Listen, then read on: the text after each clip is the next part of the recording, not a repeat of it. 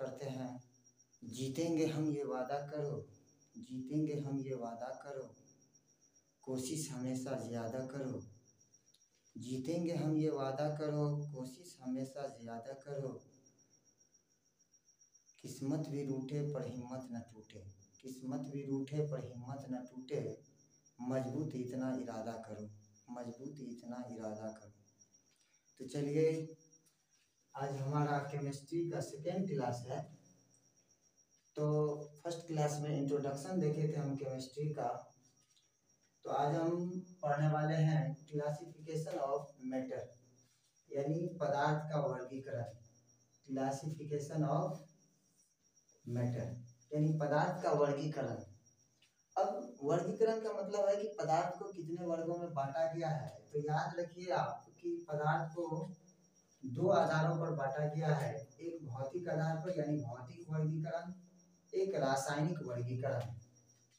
तो भौतिक वर्गीकरण और रासायनिक वर्गीकरण। तो भौतिक वर्गीकरण काफी देखेंगे हम, 5 प्रकार होता है। भौतिक वर्गीकरण को फिर 5 प्रकार में बांटा गया है। पहला होता है ठोस पदार्थ, पहला है ठोस पदार्थ, दूसरा है द्रव पदार्थ, तीसरा है गैस पदार्थ, चौथा है प्लाज्मा, पांचवा है ठोस आइंस्टीन कंडेंसेट। तो सबसे पहले देखेंगे कि ठोस पदार्थ किसे कहते हैं। तो ठोस पदार्थ वह पदार्थ जिसका आकार और आयतन दोनों निश्चित हो, उसे ठोस पदार्थ कहते हैं। अब आकार और आयतन को समझेंगे कि आकार क्या होता है और आयतन क्या होता है। तो ये आकार, जैसे ये मार्कर को आप देखिए, ये मार्कर हमको बेलन के आकार का दिख रहा है, ये इनका आकार है। अब ये निश्चित है, कैसे समझेंगे। इनको हम जिस भी जगह पे रखे, या किसी बर्तन में रखे, या पैकेट में रखे, या थैला में रखे, या घर में रखे, कहीं भी रखेंगे तो यह इसी आकार का नजर आएगा। तो इसका मतलब है कि इसका आकार क्या होता है, निश्चित होता है। और आयतन निश्चित का मतलब है कि किसी भी पदार्थ को हम जब किसी बर्तन में रखते हैं तो जितना रखेंगे उतना ही रहेगा, तो उनको हम आयतन निश्चित कहते हैं। जैसे एक गिलास में अगर हम दूध भरकर रख देंगे, 3 दिन के बाद या 2 दिन के बाद या 1 घंटा के बाद जब भी देखेंगे तो वो गिलास भरा हुआ रहेगा दूध से, इसका मतलब आयतन निश्चित है। या मार्कर को ही रखेंगे, जितना रहेगा उतना ही रहेगा। तो वह पदार्थ जिसका आकार और आयतन दोनों निश्चित हो उसे ठोस पदार्थ कहते हैं। अब जैसे में यहाँ कलम हो गया, किताब हो गया, मकान, पत्थर, लोहा, ये सब ठोस पदार्थ है। जब इनका गुणधर्म को देखेंगे तो आपको बहुत अच्छा से क्लियर हो जाएगा कि ये ठोस पदार्थ को कैसे पहचानेंगे, इनका गुणधर्म को देखेंगे तब। दूसरा है द्रव पदार्थ, वह पदार्थ जिसका आकार अनिश्चित एवं आयतन निश्चित हो उसे द्रव पदार्थ कहते हैं। अब द्रव पदार्थ में पेय पदार्थ को भी हम पेय पदार्थ कह सकते हैं। पेय पदार्थ मतलब हो गया पीने वाला पदार्थ। अब जैसे चाय, पानी, दूध, शराब, कॉफी, शरबत, ये सब पेय पदार्थ है, ये द्रव पदार्थ में आता है। अब इनका आकार अनिश्चित क्यों होता है, क्योंकि अगर आप एक गिलास में पानी रखेंगे तो पानी गिलास के आकार का हो जाएगा, अगर कप में रखिएगा तो कप के आकार का हो जाएगा, बोतल में रखने पर बोतल के आकार का हो जाता है। इसीलिए कहा जाता है कि द्रव पदार्थ का आकार अनिश्चित होता है और आयतन निश्चित होता है कि उसको अगर हम 1 लीटर को भर के रखेंगे, चाहे गैलन में रखे या बाल्टी में रखे या जग में रखे, तो वो 1 लीटर 1 ही लीटर होगा। तो इसीलिए इनका आयतन निश्चित होता है। तीसरा है गैस पदार्थ, वह पदार्थ जिसका आकार और आयतन दोनों निश्चित हो उसे गैस पदार्थ कहते हैं। अब गैस पदार्थ में आकार और आयतन दोनों अनिश्चित क्यों होता है, कैसे समझेंगे हम। तो अगर आप इनको अच्छे से समझ सकते हैं कि किसी भी सिलेंडर में अगर आप 15 लीटर का सिलेंडर है, 5 लीटर अगर सिलेंडर को 5 लीटर ही अगर गैस से भरेंगे तो भी सिलेंडर फुल रहेगा। तो इसका मतलब उनका आयतन अनिश्चित है। चाहे आप 1 लीटर रखिए, 2 लीटर रखिए, 8 लीटर रखिए, सिलेंडर पूरा भरा हुआ होगा। और इनका आकार, इनका भी आकार अनिश्चित होता है। अब चौथा है प्लाज्मा, वह पदार्थ जिसका आकार और आयतन दोनों अनिश्चित हो, यानी गैस की तरह प्लाज्मा का भी आकार और आयतन दोनों अनिश्चित होता है, लेकिन वह आयनित गैस के रूप में हो। यानी यह किसके रूप में हो? आयनित गैस के रूप में हो, तो उनको हम प्लाज्मा कहते हैं। जैसे में नियॉन बल्ब में जो है प्लाज्मा अवस्था रहता है। इनको जब इनका गुणधर्म देखेंगे तो ये बढ़िया से क्लियर हो जाएगा। ये याद रखना है, सामान्यतः वैसे जो है पदार्थ की तीन ही अवस्था है। जब कमरे के टेम्परेचर को बढ़ता है या घटता है तो इसी तीन पदार्थ में से कोई चौथा अवस्था प्लाज्मा आता है। अब बॉस आइंस्टीन कंडेंसेट, इनको शॉर्ट में बीईसी भी बोलते हैं। यानी पदार्थ की वह अवस्था जो अत्यधिक कम घनत्व वाली गैसों को, यानी बहुत ही कम घनत्व वाली गैसों को बहुत ही कम तापमान पर ठंडा करके प्राप्त किया जाता है।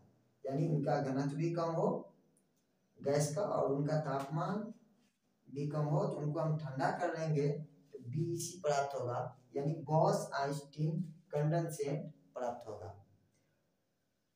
अब यहाँ देखिए उसके बाद नोट है। अब यहाँ नोट में क्या है कि सामान्यतः पदार्थ की तीन अवस्था, ठोस, द्रव और गैस। अभी मैंने आपको बताया कि ये जो सामान्यतः भौतिक आधार पर जो पदार्थों का वर्गीकरण किया गया है, ये सामान्यतः तीन ही होता है, ठोस, द्रव और गैस।